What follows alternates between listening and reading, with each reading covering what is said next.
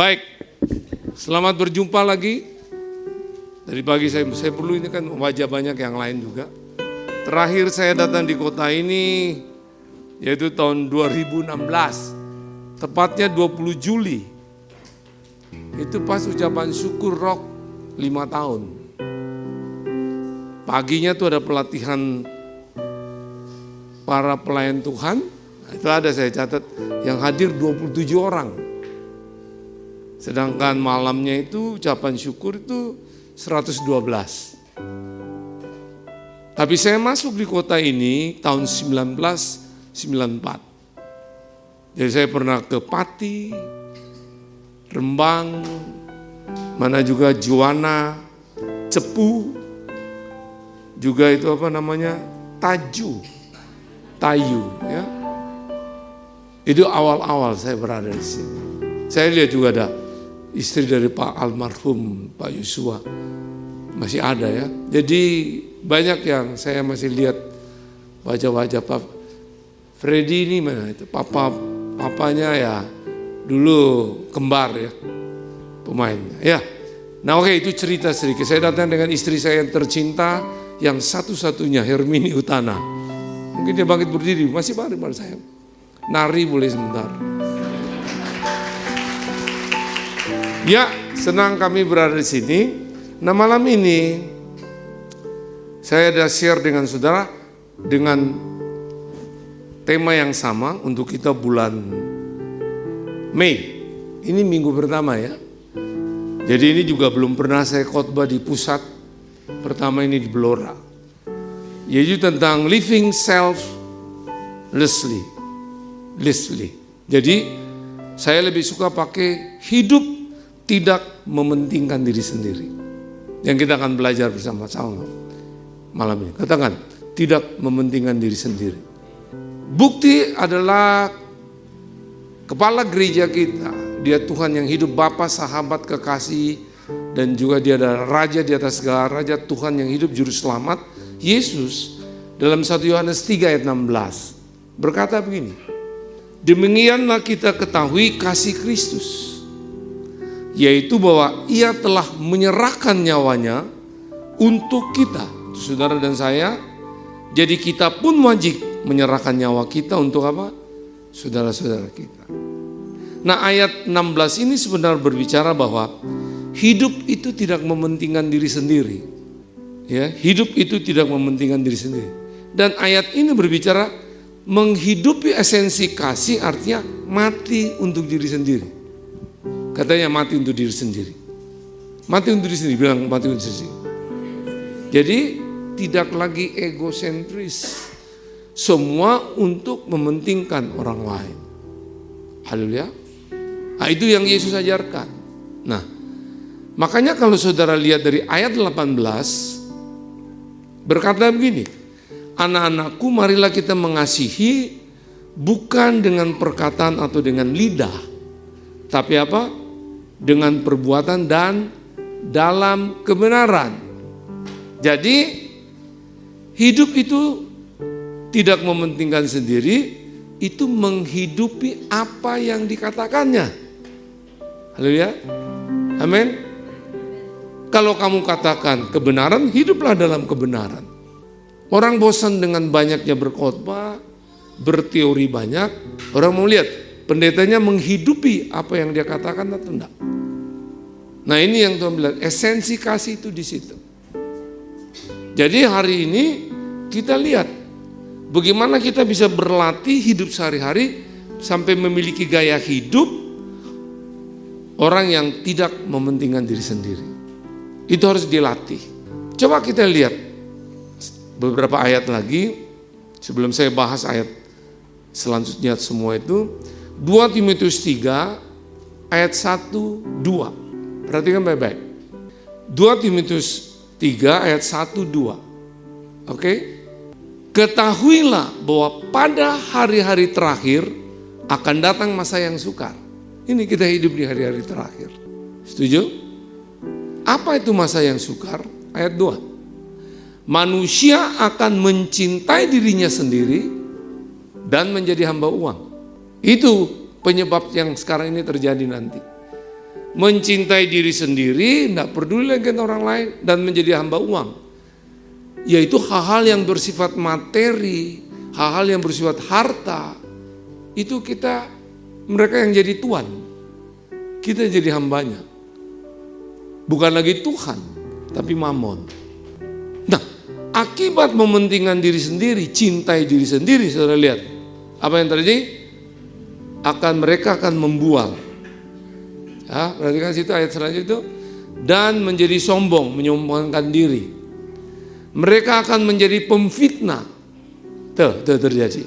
Terus mereka akan berontak terhadap orang tua dalam family. Anak terhadap papa mama. Coba lihat itu sekarang ini. Halo, generasi Y dan Z. Itu terjadi. Ya. Nah, bukan hanya itu, sudah tidak tahu lagi berterima kasih. Betul? Betul atau enggak? Kadang-kadang pada orang tua bicara orang-orang yang lebih senior. Kita enggak submit, kita enggak lagi penundukan diri. Kita melakukan apa yang kita mau sendiri. Ya. Nah, terus dibilang lagi, dan tidak tahu berterima kasih dan tidak memperdulikan agama. Sudah tidak ada lagi yang namanya ibadah-ibadah. Tapi ayat kelima, coba. Secara lahiriah mereka menjalankan ibadah mereka. Ada yang masih begitu, datang ke gereja.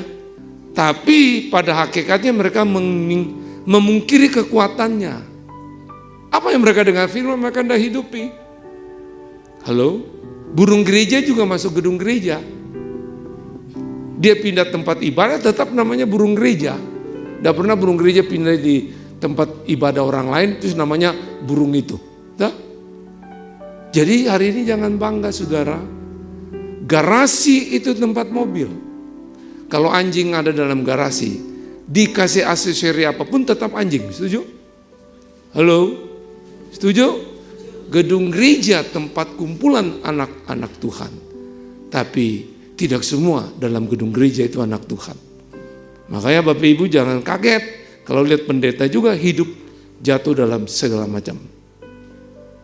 Karena ingat, mereka bukan menjadi gereja, tapi mereka cuma masuk gedung gereja. Nah ini supaya kita ngerti. Ya. Nah terus dibilang lagi apa? Jauhilah mereka itu.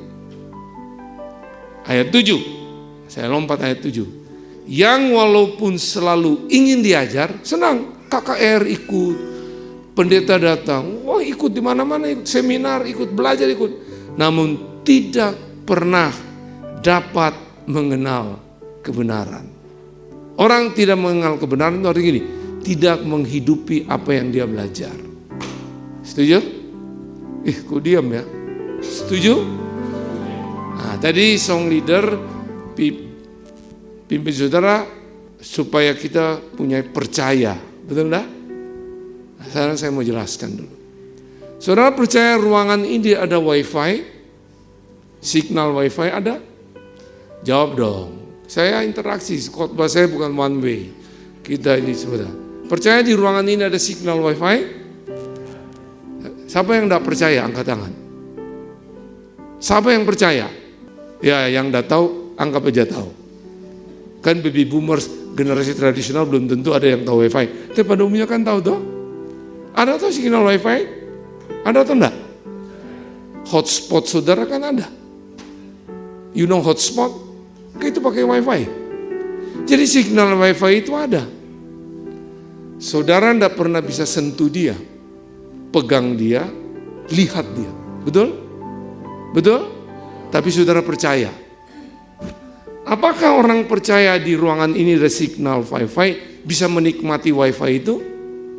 Jawab dong. Tidak. Siapa yang bilang tidak? Enggak usah enggak berdosa, jangan. Salah enggak apa-apa, saya enggak hukum saudara. Tidak, betul tidak. Enggak bisa. Nah, perlu tahu username-nya dan password-nya. Misalnya saya bilang username-nya RCK. Password-nya 1234. Apakah saudara sudah percaya tahu username dan wifi-nya bisa menikmati? Jadi bingung. Siapa yang bilang bisa angkat tangan? Tinggi-tinggi, jangan setengah tiang. Tidak ada kematian hari ini. Siapa yang bilang tidak bisa? Ya jelas tidak bisa. Tidak ada orang percaya dan tahu username bisa nikmati. Saudara percaya dan tahu untuk bisa nikmati, harus connect. Setuju? Harus apa? Ada bagian yang saudara harus lakukan. Nah, Yesus ada di mana-mana. Saudara percaya? Even dia juga ada dalam hidup saudara. Saudara dalam dia. Betul? Saudara tidak bisa lihat, tidak bisa pegang, tidak bisa sentuh. Tapi bisa menikmati. Makanya saudara perlu tahu username-nya. Dia adalah Tuhan, Juru Selamat, Raja di atas segala raja. Betul? Betul? Dan passwordnya adalah firman Tuhan. Percaya dan tahu aja tidak bisa. Saudara harus menghidupi, kayak tadi connect. Apa kata firman? Tepuk tangan bagi Tuhan. Saya harap change your mind. Putar paradigma saudara. Selama ini saudara tidak bisa menikmati, karena apa yang saudara percaya dan tahu, saudara tidak menghidupi. That's all. Sudah jangan berkomentar lagi. Senyum kiri kanan. Malam ini bertobat. Kita harus hidupi apa kata firman. Hari ini saya bicara ini juga. Tidak ada gunanya bahasa Mandarin, Mei Yu Yong.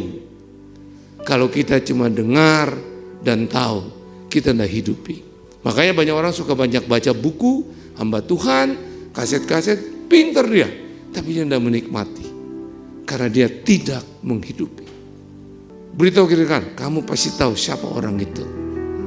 Beritahu dong, kamu pasti tahu siapa orang itu.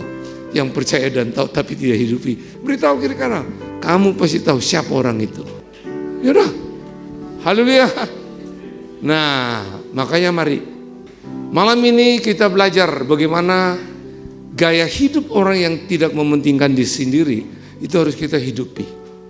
Saya tanya ke saudara, siapa yang sampai hari ini ada bayi itu sini, ada satu, dia tidak masuk hitungan yang saya tanya.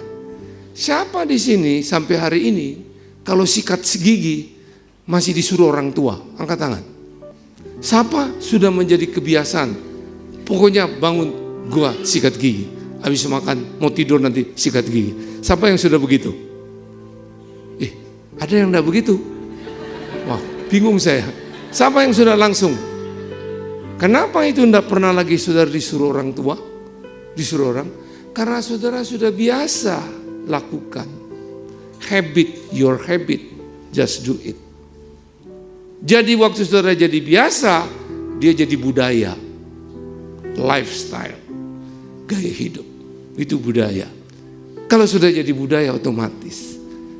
Kenapa kita tidak bisa terus selalu menikmati janji Tuhan? Karena kita tidak biasa berlatih apa kata firman, sehingga tidak menjadi budaya. Halo,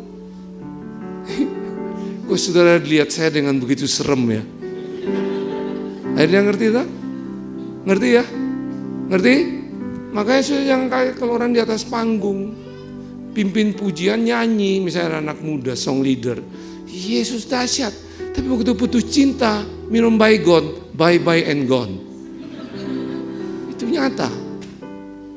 Tadi saya ngomong sama teman-teman, kita ini manusia ciptaan Tuhan yang sangat bernilai, berharga, betul?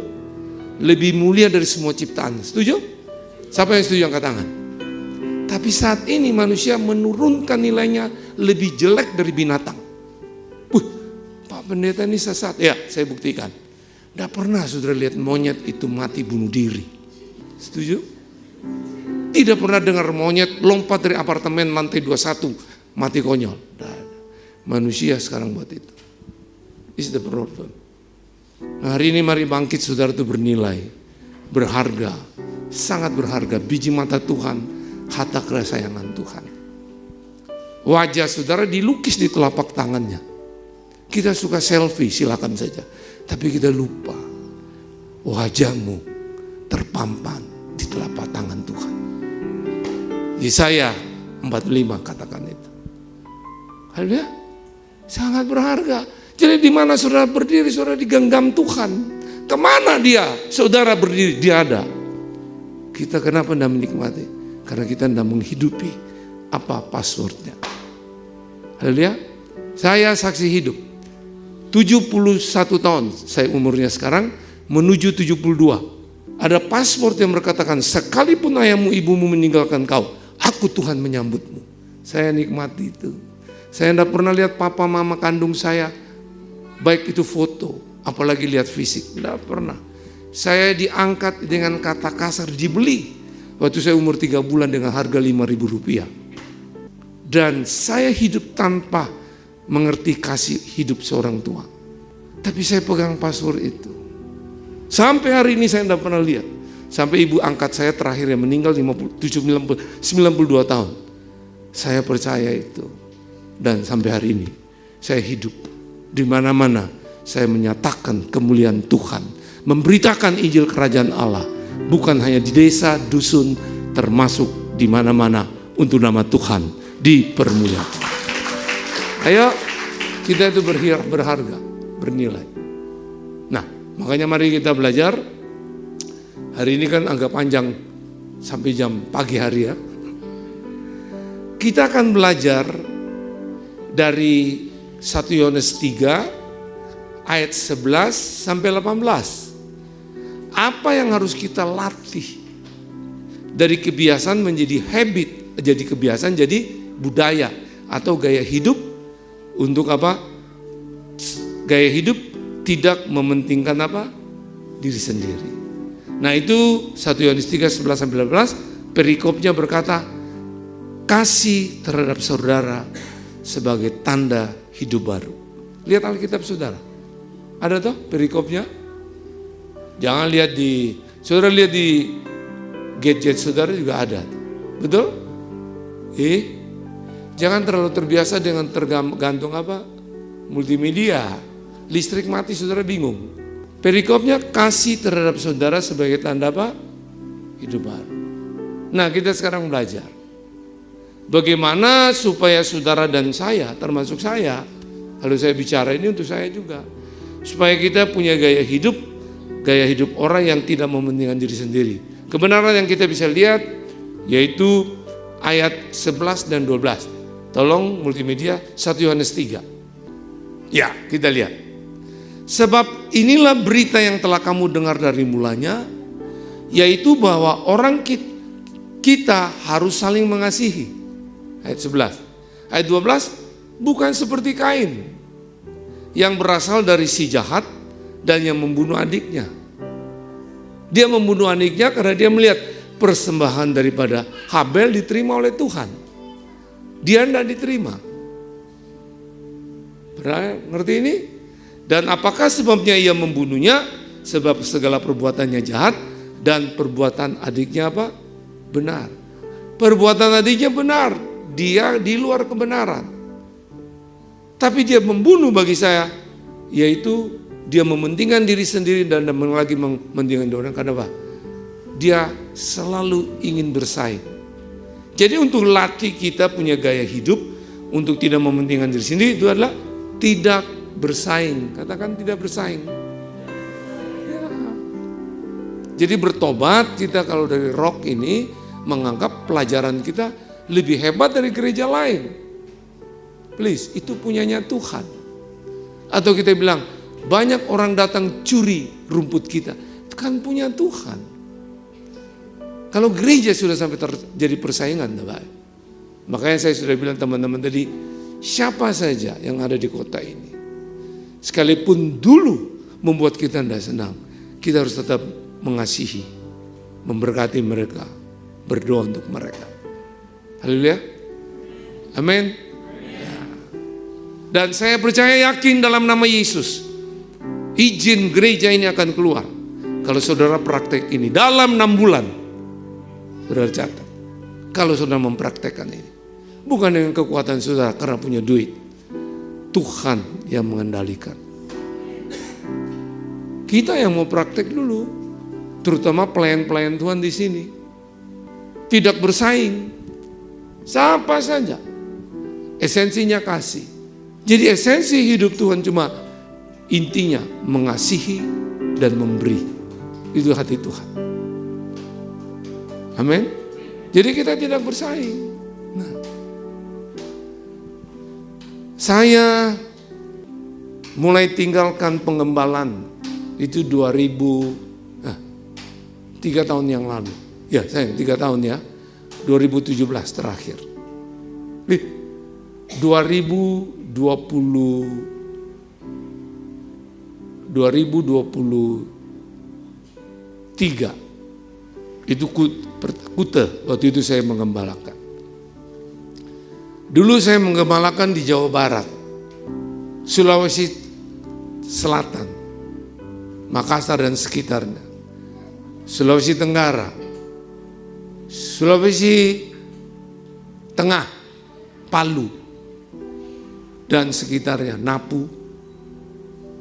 Dulu saya juga gembala regional untuk Sulawesi maupun Jawa Barat. Nah, saya ingat waktu saya berada di Sulawesi Tengah. Anak yang kami bina, dia itu memang sudah S1. Tapi dia hanya karena waktu kerusuhan di satu kota, dia datang ke tempat kami untuk dibina.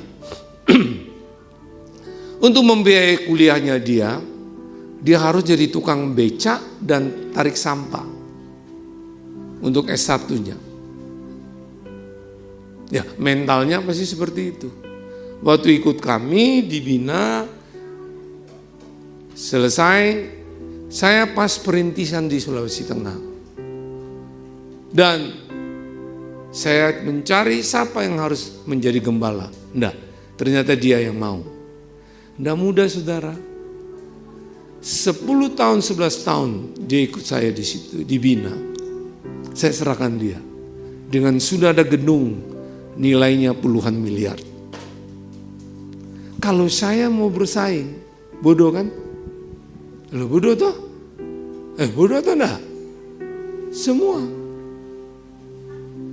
Tapi karena cuma ngerti hidup saya ini cuma karena dikasih Tuhan.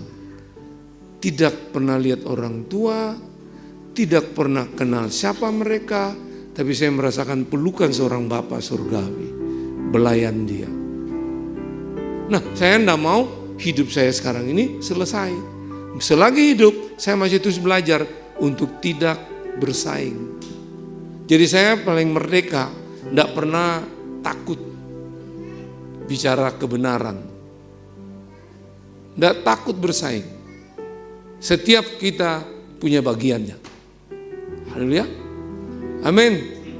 Nah, itu melatih untuk tidak mementingkan diri sendiri. Itu contoh. Dan sekarang ini dia jadi gembala. Ya. Saya pernah ikut kuliah sarjana teologi. Tapi 2 tahun itu ada istilah waktu itu kuliah percepatan. Karena enggak ngerti saya ilmu akademi ikut. Katanya karena kita sudah latihan, sudah di lapangan puluhan tahun, itu ditolong untuk punya S2. Ternyata waktu saya lulus, itu palsu ijazahnya, tidak diakreditasi. Karena masa saya cuma tamat SMA, bisa langsung ambil S2, itu kan aneh tapi tidak ajaib.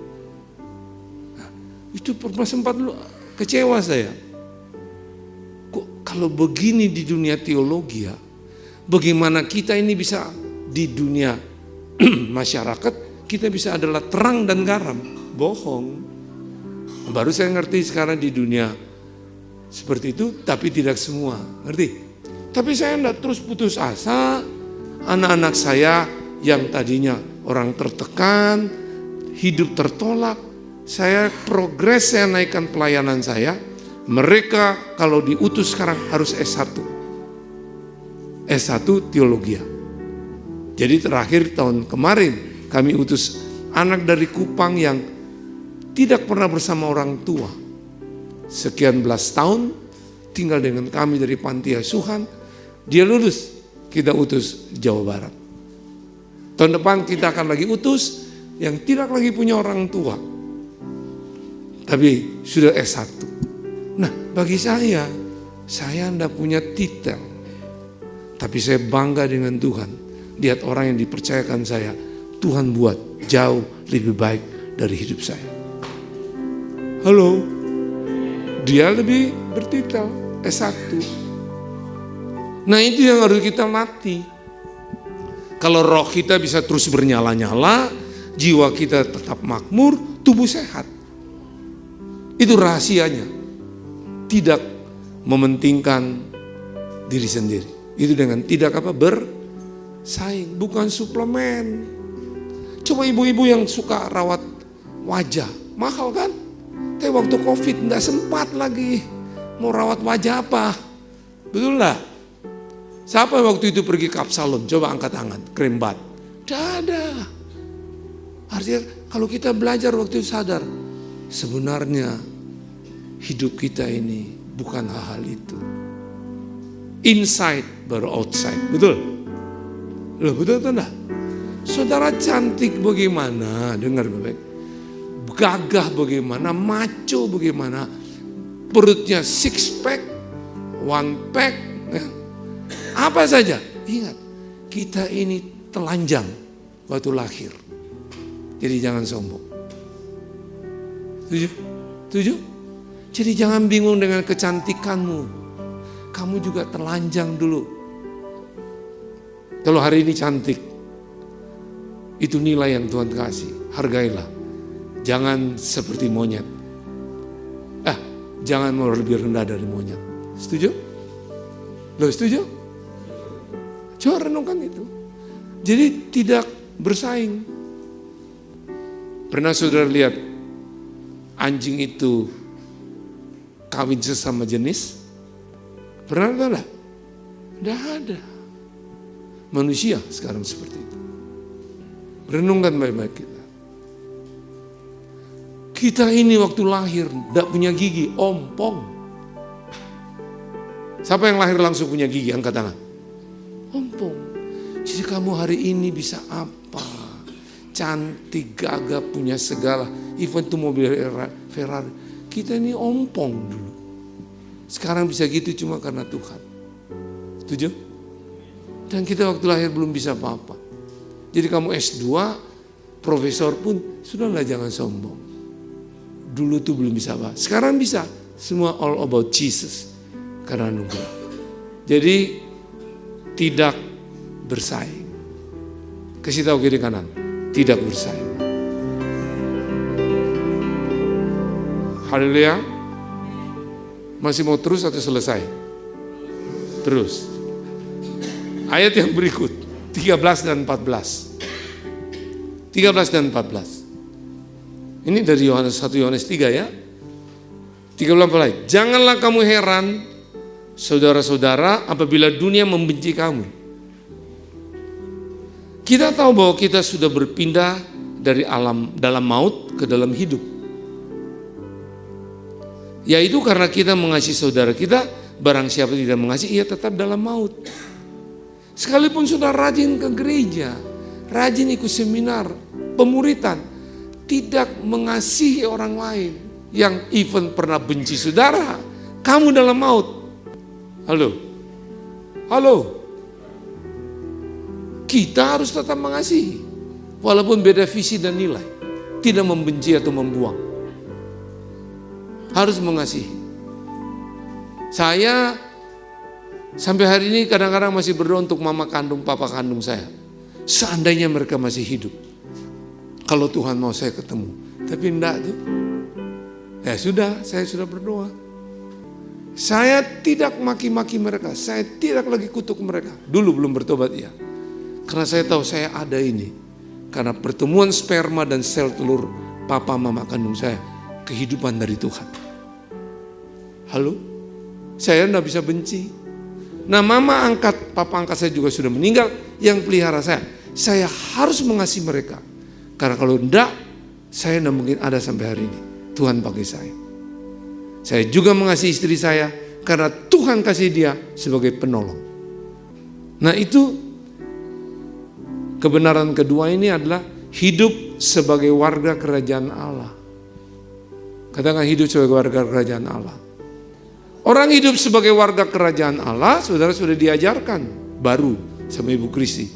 yaitu nilai-nilai like, love, kasih, integritas, grace, anugerah, humility, rendah hati, truth, kebenaran. Sudah kah? Halo? Dulu enggak tahu, sekarang kan sudah tahu. Halo? Jadi kita adalah warga kerajaan Allah, representative of Christ Kingdom. Saya mau ulangi lagi, kita ini duta besar. Katakan duta besar. Kalau duta besar Cina datang ke Jakarta, dia akan berbicara tentang negaranya. Orang-orang di Indonesia mau tanya keadaan negara, datang ke duta besar. Warga negara China yang ada di Indonesia pasti datang ketemu dia, betul enggak? Dan dia punya otoritas, hak berbicara tentang negaranya. Sebaliknya kalau kita juga lihat duta besar di luar negeri, misalnya Singapura, Malaysia, duta besar Indonesia. Tapi kalau saya pergi ke Singapura, saya tidak punya hak wewenang bicara tentang negara ini, karena saya bukan duta besar. Paham ini? Kalau saudara dibilang duta besar kerajaan Allah, berarti saudara punya hak bicara tentang nilai-nilai kebenaran kerajaan Allah. Betul atau tidak? Tapi sekarang ini kan lucu. Kita di rock bilang warga kerajaan Allah, tapi hidup kita tidak memancarkan terang, gelap. Orang tidak percaya. Halo, benar? Loh, benar atau enggak? Itu dia. Jadi bicara hidup sebagai warga kerajaan Allah artinya berteman, orang lihat kebenaran, orang lihat kasih, orang lihat terang. Halo, orang lihat kita ini hidup karena anugerah. Saya ini karena anugerah. Loh, bayangin coba, enggak punya tahu papa mama, enggak pernah dididik papa mama, saya dipercayakan mendidik anak-anak yang kurang lebih sudah 180 lebih yang sudah mereka keluar bermasyarakat. Itu kebanggaan saya lihat Tuhan. Haleluya. Amin. Saya dan istri sudah menikah 43 tahun, belum punya anak. Tapi dipercayakan anak-anak dari orang lain yang punya orang tua yang tidak bisa didik anak itu, dibawa ke kami. Itu kan amazing, itu kan anugerah. Betul? Jadi kita ini berarti. Kalau dunia akan bilang saya penyakit, belum punya anak itu kan penyakit melalui dunia. Betul enggak? Dia katakan penyakit, tapi saya sudah didoakan, tapi enggak bisa sembuh-sembuh. Tapi Tuhan hebatnya, justru dalam kekurangan saya, dia pakai kekurangan itu untuk menyatakan kemuliaan dia. Itu keadilannya Tuhan. Jadi saudara enggak usah minder dengan hidup saudara. Haleluya. Orang tuamu pernah penjara, mamamu dulu pelacur, hari ini kamu hadir, kamu ditentukan oleh Tuhan. Dia bisa pakai kamu untuk menyatakan kemuliaan Allah. Itu warga kerajaan Allah. Kita diutus di tengah-tengah bumi ini bicara tentang nilai kebenaran. Tapi kalau kita tidak mewujudkan itu tidak bisa. Di rumah tangga kerajaan setan yang ada, berkelahi terus suami istri. Piring terbang, gelas terbang, kursi melayang. Itu yang keluar kata cerai. Itu kan bukan kerajaan Allah, betul? Loh, betul atau benar? Dua-dua kan? Haleluya. Sudahlah, jangan munafik. Tuhan benci orang munafik. Integritas itu apa yang di dalam itu yang diucapkan. Setuju? Aduh, saya lihat saudara begitu sedih dengan saya. Coba senyum dulu. 1, 2, 3. Smile. Itu yang kita mesti ngerti. Hidup kita ini berarti hidup sebagai warga kerajaan Allah. Ya, teman-teman di sini bingung kan lihat. Tanya saya, kok mesti makan begitu olahraga? Ya, saya punya purpose. Karena saya warga kerajaan Allah. Lucu kan? Saya sebagai pendeta, sehat, lompat. Tuh, plak, jatuh. Orang tidak akan percaya bahwa kita representative of Christ Kingdom. Saudara tidak pernah pergi ke fitness center, pelatihnya tiba-tiba keluar, aku pelatihnya, tapi obesitas. Saudara bilang, Pak maaf, alatnya bagus, tapi tidak jadi dilatih. Betul enggak? Betul atau enggak? Saudara di belakang mimbar ngomong kebenaran, saudara enggak hidup kebenaran, enggak akan orang mau. Pengaruhnya adalah jemaat setempat harus hidup sebagai warga kerajaan Allah. Setuju? Setuju? Ya mungkin saudara enggak senang ini khotbahnya kok bicara nilai. Ya, itu bagian saya. Kalau bagian pembangunan nanti Pak Ping, bagian pertemuan-pertemuan dia. Saya bicara membangun manusianya tentang nilai-nilai. Pak Ping juga, ngerti enggak? Hari ini supaya kita ngerti hidup sebagai warga kerajaan Allah. Itu tadi saya pagi juga saya bilang, Yesus dengan sorga mana lebih besar? Jawab dong, aduh jangan ragu-ragu. Saya sudah bilang salah enggak berdosa, kita latih. Yesus dengan sorga mana lebih besar? Yesus. Berarti sorga ada dalam Yesus. Kalau Yesus ada dalam saudara, sorga juga ada dalam saudara. Di sorga ada caci maki enggak? Jawab, ada? Ada muka mencucu atau enggak? Tahu mencucu? Enggak ada senyum, ada enggak? Enggak. Happy semua, damai itu. Betul? Tapi kalau di rumah tangga orang lihat saudara, huru hara, perang Irak-Iran ada di situ, apa sorga yang orang lihat? Halo? Tapi saudara rajin melayani di gereja, rajin temani itu hamba-hamba Tuhan, itu munafik. Kita lepaskan topengmu hari ini sebagai hidup sebagai warga kerajaan Allah. Saya selalu ngomong sama istri saya, kalau saya ngomong di belakang mimbar, kamu udah menikmati, no way. Haleluya, amin. Ya sering kali juga kita perlu tahu hidup sebagai warga kerajaan Allah. Sekarang ini kan kita lihat suami istri di meja makan, yang jadi suami itu handphone, WhatsApp. Akhirnya saudara lagi makan main WhatsApp. Betul. Istri saya pun saya suka kasih tahu. Kadang-kadang di gereja karena jadi kebiasaan main-main HP, bilang, oh catat firman. Yang tahu dia, yang tahu saudara. Haleluya. Kalau enggak itu munafik. Itu yang namanya hidup mementingkan diri sendiri, ibadahnya kelihatan tapi enggak ada kekuatan. Kan tadi itu 1 Timotius. Amin.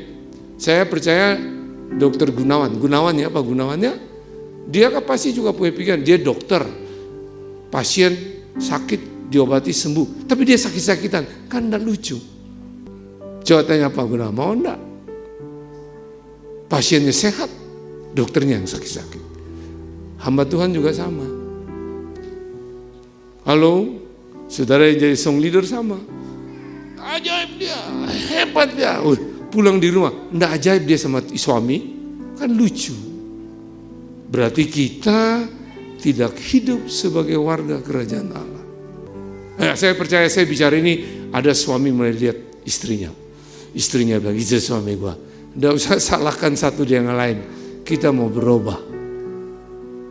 Haleluya. Kita enggak cari siapa benar, siapa salah. Yesus itu yang paling, dia enggak pernah salah. Tapi dia adalah jalan kebenaran dan hidup. Adalah. Amin. Jangan kita mau tertipu. Kalau kita hidup sebagai warga apa? Kerajaan Allah. Haleluya. Amin. Kerajaan Allah, kerajaan sorga sama. Tapi kerajaan sorga dan sorga berbeda. Kerajaan sorga bicara pemerintahan Tuhan yang saat ini di bumi atas hidup kita. Sedangkan sorga kalau kita hidup dalam kebenaran, mati nanti, itu tempat. Tapi sorga bisa kita nikmati di bumi ini. Kalau kita tahu Raja itu ada dalam kita. Waktu kita menghidupi nilai-nilai warga kerajaan Allah, kebenaran, kita nikmati sorga. Haleluya. Amin. Jadi jangan tunggu mati dulu. Kalau saya tanya saudara sekarang juga, siapa yang mau saat ini ke sorga? Angkat tangan. Pasti juga enggak mau toh. Kan gampang aja kalau saya bilang, ayo mari baptis ulang. Tahan aja di air. Selesai. Pasti enggak mau. Jadi jangan terlalu buat itu. Kita tujuan akhir bukan sorga. Karena kita akan dibangkitkan kembali memerintah bersama dia di kerajaan 1000 tahun. Amin. Loh, amin. Jelas? Jelas? Nah, coba tadi pagi saya ulangi lagi. Dia tangan kanan. Ada goretan M, huruf M, betul ya? Ada yang kabur, ada yang jelas. M, artinya mati. Lihat guratan tangan kiri. M juga ada, mati. Artinya saudara dan saya pasti mati. Sudahlah, saudara tidak bisa menahan kematian. Kita ini tunggu antrean, nomornya Tuhan yang tentukan. Kalau ke dokter Gunawan pakai nomor, itu nomor pasti. Nomor 5, yang nomor 10 masuk, pasti ditolak sama susternya. Tidak, ini nomor 5. Betul tak? Kalau kita ini semua tinggal antre, kita tidak tahu nomor berapa. Makanya kadang-kadang yang masih muda, sudah pulang lebih dulu dari orang tuanya. Ya. Ini ada suatu cerita lucu tapi bukan lucu, konyol. Sudah umur sekitar 65-70 tahun. Istrinya meninggal. Anak-anaknya punya ide, good idea, but it's not God idea. Ide yang baik belum tentu idenya Tuhan. Anak-anak bilang, papa kita cari lagi istri. Cari yang lebih muda, beda separuh umur. Oh, senang orang. Semua orang kalau makan pasti cari daun muda kan. Bungkus Nagasari juga pakai daun muda kan. Lah betul dah. Ini anak-anak kasih istri yang masih muda. Istrinya meninggal. Papanya juga senang dong. Pemikiran supaya mama ini bisa rawat suaminya. Ternyata baru 1 tahun istrinya juga meninggal. Saudara kok enggak ketawa, enggak lucu itu ya. Istrinya juga meninggal. Pikirnya mungkin papanya masih lama bisa dipelihara. Istrinya lagi meninggal. Disitulah mereka baru tahu. Penentuan hidup orang dalam kebenaran itu Tuhan. Jadi kalau saudara perlu tahu, orang mati itu bisa memati diri sendiri bisa. Saudara bisa menentukan kematian saudara. Dengan bunuh diri itu adalah saudara yang bunuh diri. Bukan Tuhan. Tentukan kematian saudara. Di balik itu iblis ambil peranan. Sekarang juga di New Zealand, Swiss, Belanda, mau mati bisa ke sana, suntik mati. Betul dokter ya? Sah, legal. Jadi manusia bisa tentukan kematian. Setan juga bisa tentukan kematian. Waktu Ayub dicobai, Tuhan bilang, jangan mengambil nyawanya. Berarti kan bisa tuh. Nah hanya orang dalam kebenaran, kematiannya ditentukan Tuhan. Makanya kematian orang dalam kebenaran dibilang berharga, Mazmur. Beruntung Filipi, bahagia Wahyu. Nah makanya yuk, selagi hidup kita tahu kita pasti mati. Hari ini hiduplah dalam nilai-nilai kerajaan Allah. Memulai hari ini dalam nilai-nilai kerajaan Allah, mengakhiri hari ini dalam kebesarannya Raja di atas segala raja. Haleluya. Kalau ini yang saudara hidupi, besok lagi hidup, buat lagi seperti itu. Sehingga nanti kita mati, tetap dalam Tuhan. Dan orang yang hidup gaya hidup seperti ini, hidupnya 2 kali, mati sekali. Waktu hidup sekarang mati, jadi debu tanah. Peralihan ke surga. Nanti akan dibangkitkan lagi, hidup. Datang memerintah bersama Raja di atas segala raja. Kerajaan 1000 tahun. Haleluya. Tapi kalau kita tidak hidup dengan nilai kerajaan dalam kebenaran, ya mati 2 kali, hidup sekali. Sekarang hidup, nanti mati. Sudah itu mati kekal, tidak dibangkitkan, tidak lagi memerintah. Pilih di mana, pilihan di tangan saudara. Amin. Amin. Itu hidup sebagai warga kerajaan Allah. Jelas ya? Jelas? Yang jelas lambaikan tangan. Yang tidak jelas tidak apa-apa, itu hak saudara. Sekarang kita lihat yang berikutnya 1 Yohanes 3 ayat 15-16. Lagi 2 kita selesai. Setiap orang yang membenci saudaranya adalah seorang pembunuh manusia. Nah, membenci aja dibilang pembunuh. Dan kamu tahu bahwa tidak ada seorang pembunuh yang tetap memiliki hidup yang kekal dalam dirinya. Hidupnya Yesus. Ayat 16. Demikianlah kita ketahui kasih Kristus, yaitu bahwa ia telah menyerahkan nyawanya untuk kita. Jadi kita pun wajib menyerahkan nyawa kita untuk apa? Saudara kita. Yang harus dilatih, tidak menuntut hak. Katakan, tidak menuntut hak. Jadi hari ini saudara hidup, itu bukan karena hebat saudara, usaha saudara. Karena Yesus mati di kayu salib, bayar hidup saudara lunas. Dosa saudara dia yang tanggung, penyakit saudara dia yang tanggung, semua kutuk dia yang tanggung, dia robah jadi berkat. Dia luka supaya saudara sembuh, mahkotai duri pikirannya supaya pikiranmu sehat, jiwamu makmur. Amin. Ditusuk lambungnya itu supaya hatimu manis, tidak lagi pahit. Kakinya berlubang paku supaya jalan-jalan langkahmu tetap dalam kebenaran. Tangannya berlubang paku karena perbuatan kita dia buat supaya jadi baik. Halo? Dia bayar lunas. Saudara tidak punya hak lagi dengan daging saudara, mementingkan diri sendiri. Hak saudara menghidupi Tuhan. Nah bahayanya ini kalau tadi saya bilang tidak menuntut hak. Kalau saudara menuntut hak, dengar baik-baik, itu tidak sembuh, akan lahir anaknya namanya tersinggung. Aku kok tidak didahulukan ya? Kok dia mentang-mentang punya duit? Nah, itu. Menuntut hak untuk dihargai. Akhirnya kecewa, tersinggung. Tersinggung dibiarkan. Terus jadi anaknya namanya kecewa. Tidak ke gereja lagi. Kecewa dibiarkan terus punya anak. Ini sudah beranak cucu ini ya. Jadi jengkel. Betul enggak? Coba renungkan.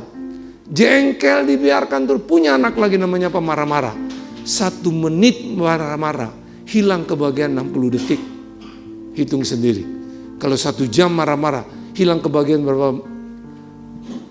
60 menit. Kalau 1 hari, 24 jam. 1 tahun, 365 hari. Hitung dan putuskan sendiri. Itu. Jadi marah-marah. Dan kalau sudah marah-marah, tidak sampai sembuh lagi, dibiarkan. Itulah yang namanya benci.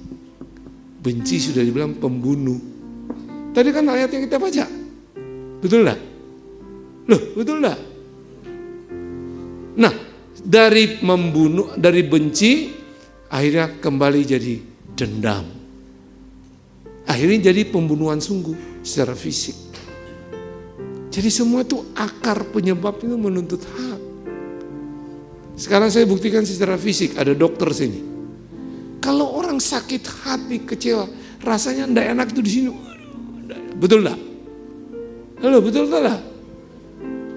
Itu kan jantung kamu tertekan, denyutnya, ritmenya tidak normal. Artinya darah itu ada sebagai logistik bawa makanan untuk anatomi tubuh kita. Kalau ini terganggu seperti selang, kejepit, ya kamu imunnya rendah, mudah kena sakit. Betul enggak? Kalau hamil, coba.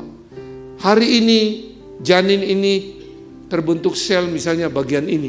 Kalau itu enggak tersuplai makanan, anakmu lahir cacat. Yang bikin cacat bukan Tuhan. Coba renungkan baik-baik. Halo, saya baca jurnal seorang dokter, profesor Jepang.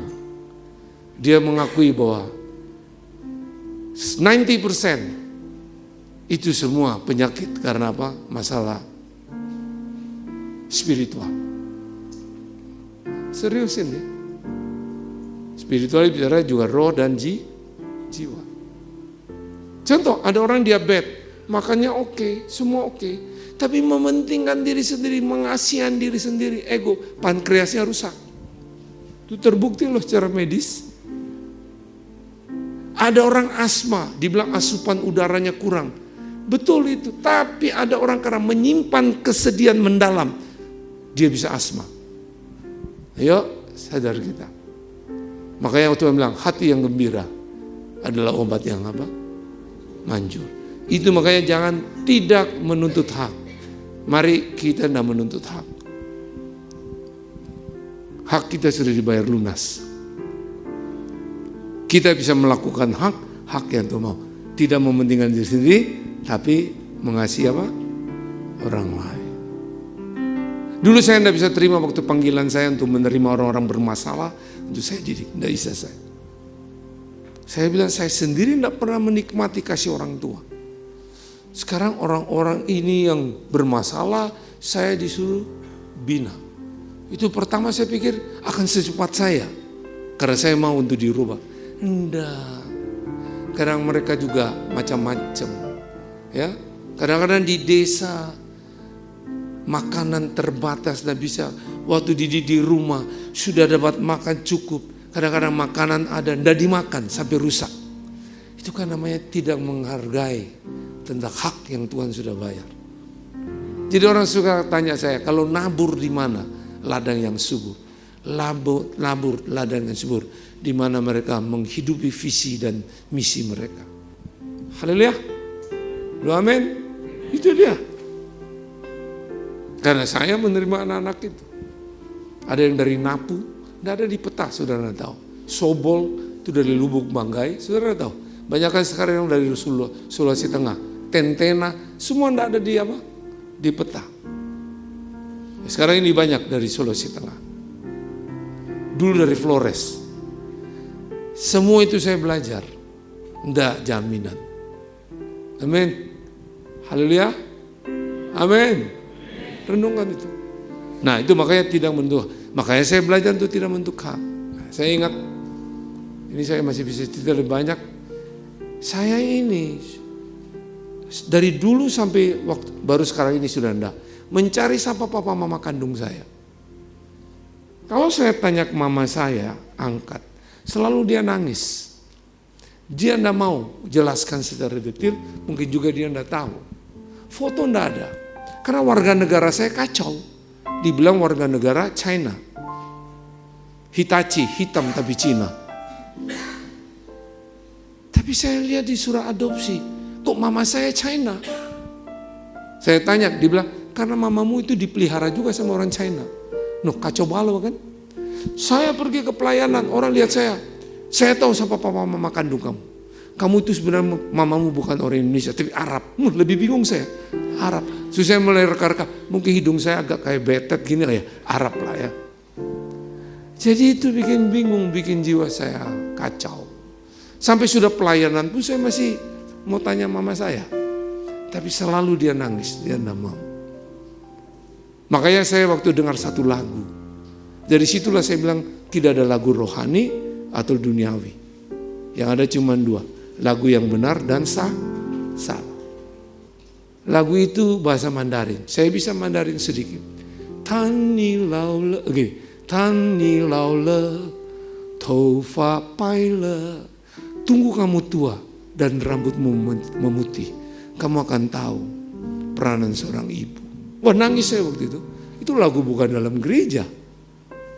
Lagi waktu itu lagi orang nyanyi. Itu nangis saya. Di situ saya ketemu Tuhan. Akhirnya saya bisa berdialog dengan Impre. Dia bilang saya begini, siapa yang menyusui kamu nak? Saya bilang mama. Kamu tahu, mamamu tidak menyusui kamu dengan ASI. Dia pakai tangan, dia buat di gelas, kamu dikasih. Tapi kamu tahu itu bukan mamamu. Di balik itu aku Tuhan yang memelihara kamu. Wah, tambah nangis ya. Timbul lagi pertanyaan, siapa yang menjaga kamu waktu kamu belajar merangkak? Waktu mau jatuh, siapa yang menopang kamu? Mama. No, di balik itu aku, Tuhan. Waktu belajar berjalan, siapa? Mama, bukan aku.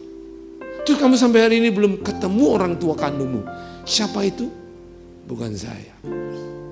Tapi terus ada suara yang bilang, masa kamu masih menuntut hak? Kamu sudah melayani kemana-mana luar negeri, desa rural. Kamu diberkati macam-macam. Kamu hidup sehat, roh, jiwa, tubuh. Masa hal itu kamu masih mau cari? Bukankah semua yang kamu dapat jauh lebih besar dari persoalanmu? Karena Tuhan pribadi dia ada dalam saya. Selesai, saya be free. Dan sampai hari ini saya merdeka. Mengerti bahwa kasih Tuhan segala-galanya. Amin. Makanya kalau kita punya terus mengalami tidak menuntut hak, kita akan melihat itu. Tuhan itu buat hal yang besar. Jadi tidak ada lagi saya tanya-tanya. Sampai saya tes DNA, ternyata saya tidak ada campuran Arab.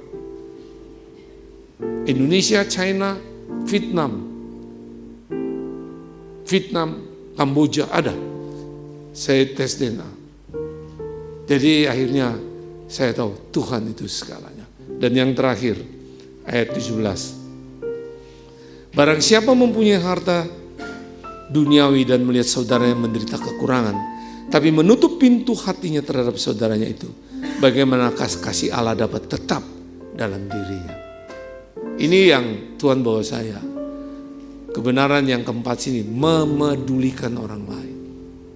Sekalipun saya cacat, krisis dalam kasih, saya menolong orang untuk ketemu kasih Tuhan.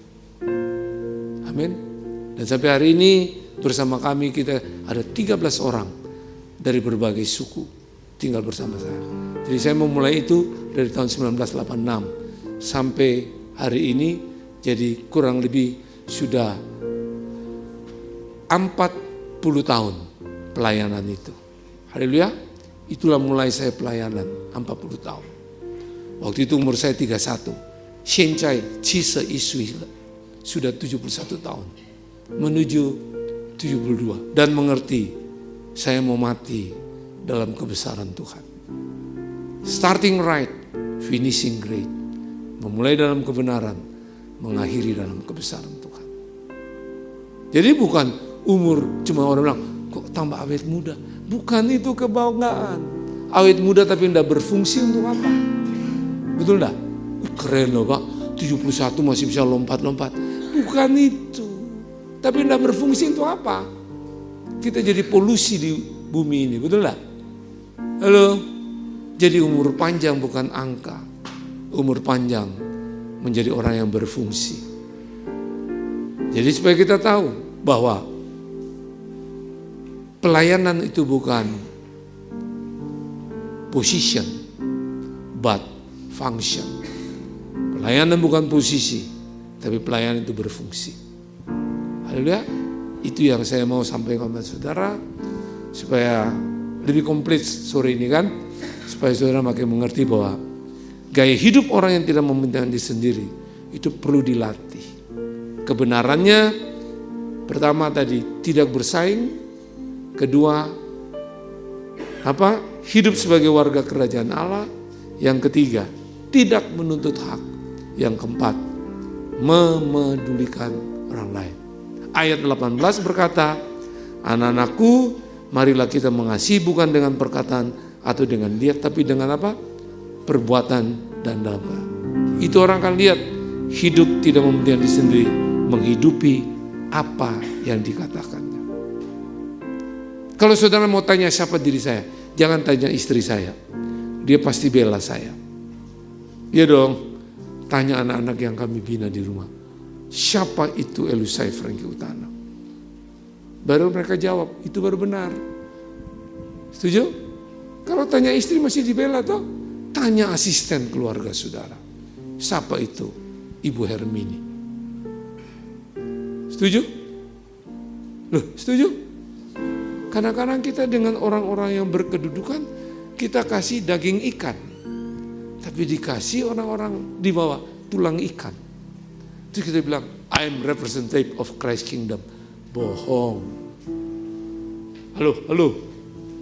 Hei, setuju? Kita perlu praktek itu. Representative of Christ Kingdom. Jadi jangan bangga dengan rok. Amin. Saudara pakai rok juga tetap rok. Betul enggak? Yang lebih bahaya lagi kalau kita buka rok di mana-mana, apalagi rok orang lain, bukan istri sendiri. Ribut kita. Jadi saya berharap gereja yang ada di sini, mari apa yang saudara ada sekarang ini, masa lalumu sudah ditutup dengan barisan kemuliaan. Depanmu kebenaran. Lihat saja ke depan kebenaran. Hidup itu kalau melihat saudara mau adalah terang dan adalah garam di kota ini. Haleluya. Amin. Kalau itu tidak kita lakukan, tidak ada gunanya. Ya. Jadi kita lihat sekarang persaingan dalam gereja juga ada. Dia undang pendeta itu, wih rame. Undang, datanglah dia. Apanya? Saudara pikir, coba kalau anak saudara ulang tahun, saudara bikin pesta, undang teman-temannya 100 orang. Betul ya? Pesta selesai, mereka tidak pusing dengan saudara berapa uang yang saudara keluarkan. Kalau pakai masak sendiri lagi, kayak ibu ini kan benar masak. Yang cuci piring kan saudara sendiri. Gitu? Tapi anak saudara ulang tahun 1 orang, apa tiba-tiba mereka pergi jadi 10 anak? Enggak kan? Halo, betul enggak? Buka pikiran saudara. Bikin KKR itu juga sama. Waktu KKR banyak yang datang. Pulang KKR, berapa jiwa yang tambah dalam gereja saudara? Halo? Jawab saya. Enggak ada itu. Jadi jangan kita coba pikir yang logis. Gereja akan bertambah kalau jemaatnya itu jadi murid Yesus. Pergi jadikan semua bangsa murid. Bukan merger. Kalau saya lihat kan mutar-mutar kita kan cuma orang-orangnya itu aja. Halo? Coba, saya punya catatan. Waktu ucapan syukur 5 tahun, 112 orang. Sekarang berapa? Coba hitung. Tambahlah semua yang saudara bilang, berapa? Dari 2016. Saya punya catatan. Waktu itu pelayan Tuhan yang ikut training 27 orang. Saya punya data semua, makanya kalau nanti saya habis khotbah saya minta datanya itu. Saya catat. Kemana kota saya pergi? Saya catat. Jadi orang tidak bisa bohong. Wah sekarang banyak Pak, 200 ini. Tidak ada. Persembahan yang saya terima pun saya catat. Ini gereja makin kaya atau makin apa? Jadi pengemis. Halo, ngerti? Bukan untuk hitung-hitungan. Supaya kita tidak ditipu oleh setan. Ya? Nah orang kalau lihat saya juga, kok tambah mukanya berfungsi atau enggak? Masih jadi berkat atau enggak? Atau tambah sombong? Haleluya. Loh, amin. Kalau enggak, keliru kita. Untuk apa hidup? Untuk apa kita hidup kalau kita enggak berfungsi? Setuju? Kita jadi polusi di tengah-tengah udara, di bumi. Jadi jangan bilang, aku sekian. Tua pun kamu. Makanya saya kan, kalau saudara nanti lihat rock news, rock tentang sebentar ada bikin rock, fun rock itu di Denpasar. Saya bilang begini, jadikanlah kesehatan itu adalah suatu kebutuhan. Itu waktu saya lari di Mojokerto. Itu saya lihat quote-nya bagus saya pakai. Tapi saya tambahkan lagi. Bahwa kesehatan yang terutama itu bukan hanya fisik. Tapi roh tetap bernyala-nyala, jiwa makmur, tubuh sehat. Tiga-tiga harus. Amin. Loh, amin. Jadi enggak. Semua fisik kita makin menurun. Tapi kita perlu rawat. Haleluya. Amin.